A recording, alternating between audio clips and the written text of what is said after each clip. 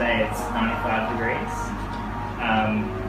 Essentially what we need to do now is pour some water over the coffee here. It's called the Brew, and that just kind of opens the coffee up, and so when you do start pouring it will extract properly instead of just pushing dry coffee through.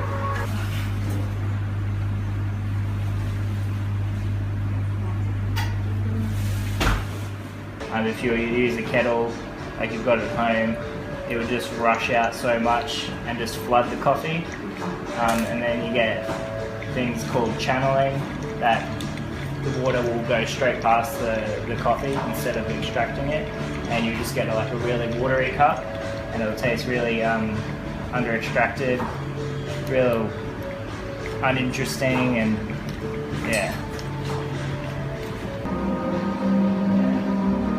So what's the difference in grinding between, say, your pour over and, like we're coffee gurus, we said, where do you get your beans from? And the barista went, oh, not really sure, my boss buys it. And so we just then kind of started to realise that I do a similar thing to a bloom. So I pour, say, like 50 grams of water in, and then just agitate it. And the agitation in a pour over is the water going over it, and that pushes those oils out. But with a submersion, you don't get too much agitation, so you need to agitate it at certain points to push those oils out. So how many grams of coffee did you use for the pour over versus this? The pour over I used 14.5 grams, and it was 230 grams of water. With this one is like 17.5 grams, and 220 grams of water, so the ratio is like a lot different. If you don't have one, go and get one and try. I take mine camping. I use it at work every day, and it lives in a pencil case, an unzipper pencil case, which at work, and the ritual starts with the pencil case. Yeah, that's it. There goes Guy off and get the coffee out. You'll find most guys who work in coffee or specialty coffee will have an AeroPress and use AeroPress or these pour-over methods at home rather than espresso. There is, espresso is great, but for $50 for an AeroPress or $55 whatever they are, and you get a really great coffee, whereas you have to spend, well over $2,000 just to get an okay espresso machine for at home. And so for $50 to get amazing coffee every morning is pretty good. But it gets really hard because I think we found more and more it's sometimes you just go somewhere in the most obscure places and you have a coffee that just goes, that's really what we keep going back to the places that we get that level of consistency. But then every now and then you go somewhere out of the blue and you just get a coffee that you just go, wow. And Uncle Joe's Mount Tambourine. Yeah, Mount Tambourine. So they've actually got a strain.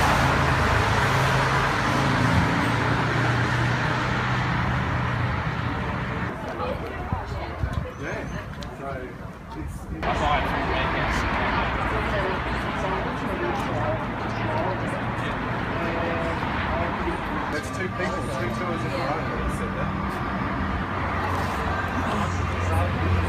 Roscoe is a supreme roaster. He's worked across the planet roasting for some very unique organisations, and he started here with Bare Bones. They've been going for about 18 months. So they're kind of the new kid on the block in the Brisbane scene, but certainly they've got a quality behind them about what they're doing with the team. So we're looking at a strata machine here which has got pressure profile. Alright, back in the olden days when we were using coffee machines or the lever handles, that's the pressure profile.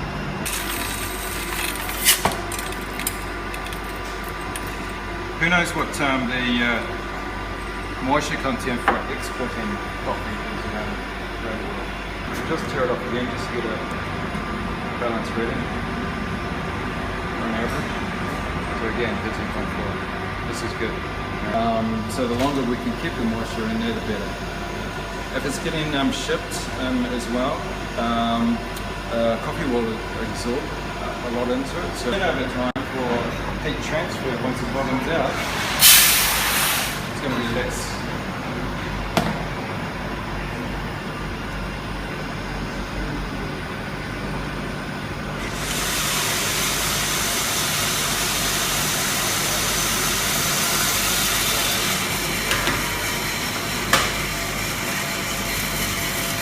What we're trying to do with this is we're taking that 13% moisture content, it's starting off at a higher level, so as it's starting to cool down, we can get the transfer coming back a lot more rapidly.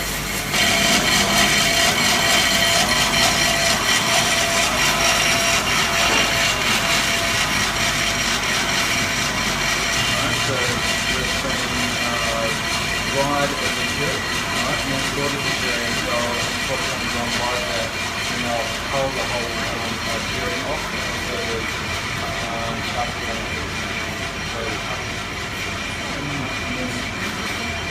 We actually had someone on the tour, I said you could actually eat the beans when they were roasted, and they were passing around the green beans, and he started chowing down this green bean going, oh, okay.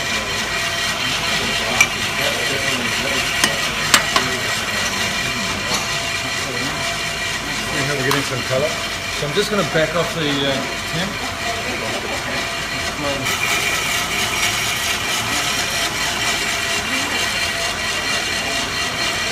Oh, yeah. That's sort of cool.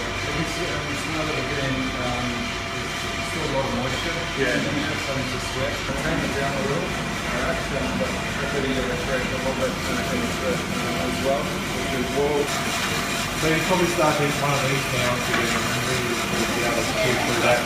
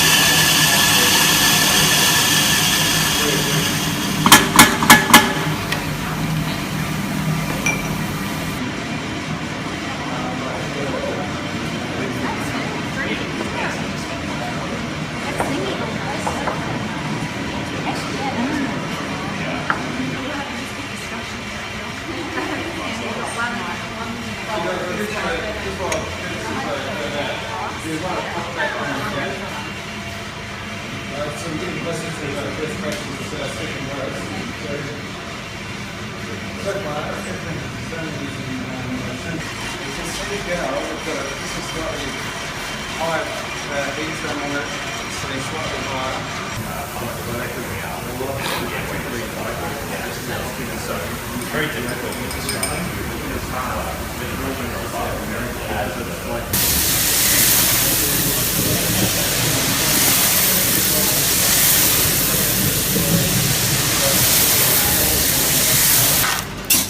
So you're going to give us some coffee to take home. Yeah, for a second extraction. So 34 grams of coffee out. To get the flavour profiles coming through of that multi-fancy shot. Just straight up the road.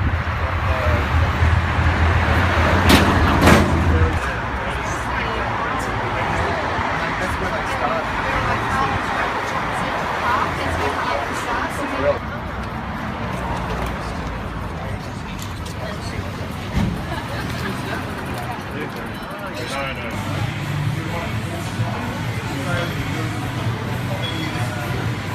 What he's trying to do is make sure the coffee stays cool or at room temperature. So basically, he fills it there, so it's like a double cooling system. And the only thing that's blocking the coffee through is gravity. So today we've seen the aeropress, which is the actual press through. We've seen the pour over, that works with gravity, and it's a little wheel that you turn around on the inside. And then you can block it. One of the things, Dan, I thought you were talking about rituals. That one of the really, well, the thing I really like, is probably a bit nerdy, is when you get a new bag of coffee, you can't have the same grind because it's just, and so then the whole challenge is just trying to get that grinder to get to the right consistency, to get the right extraction. 20.5. The other crucial ingredient that most people will have to make a cold brew is a plunger. So the really good thing about this is Danny's got ice. The beauty about something like this, you can put it in the fridge. So what I do is make a cold brew in this little dude and then put it in the fridge and let it sit there for 12 hours. So that's what's happened with this one. So hand grinder, you can all take turns just to feel what it's like, but start turning it to get an idea of the grind. And so just feel the pressure against it. We've got to grind it all up, don't be too shy. Go on. It's quite an open grind.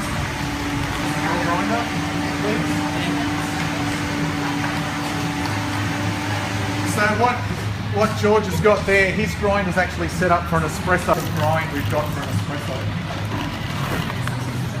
Felt the brews this morning, the coffee this morning, it would have been a bit finer than that because it's in less contact with water. So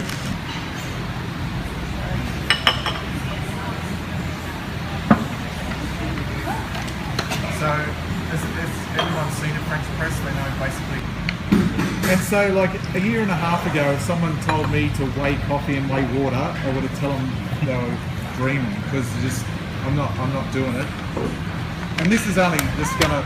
This is only going to be a small version. Obviously, if you're making a bigger one, you just do 200 mils, 40 grams, 250, 50 gram, whatever. So I'm just using the 1 to 5. Normally, I use about a 1 to 4, which is what you'll find on the internet. But I'm just trying to match it so then you guys can taste the cold drip and then taste the cold press, cold brew.